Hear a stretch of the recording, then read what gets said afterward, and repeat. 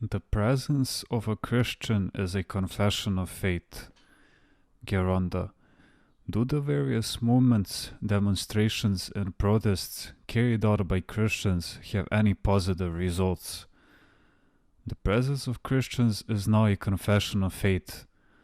Someone may be of more help through prayer, but his silence will be exploited by others who will say, "So and so did not protest, therefore he is on our side, he agrees with us." If some of us do not begin to strike back at evil, to reproach those who scandalize the faithful, greater harm will be done.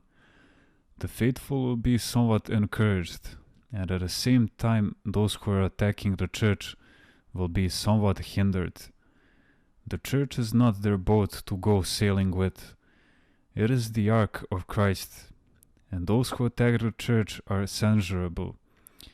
They are only interested in having big salaries, expensive cars, and entertainment. And then they make laws for civil marriages, they legalize abortions. As to what God will do, that is another matter. And with the blasphemous movies being produced these days, they want to ridicule Christ. Essentially, they are saying that's who Christ was. But now will come the real Messiah. Then they go on to present their own Messiah. This is what they seem to be aiming at. People Geronda believe these things and are harmed. Those already harmed are harmed all the more. People believe these things because they want to justify the unjustifiable and to ease their conscience. With all this blasphemy, they are seeking to justify moral and spiritual disorders. They have overdone it. They filed a lawsuit against the movie, The Last Temptation of Christ, as being blasphemous to the Christian religion, and the public prosecutor said, "Oh, it is nothing. Such blasphemies had not been heard before." For us, the protest against that blasphemous movie was a confession of faith.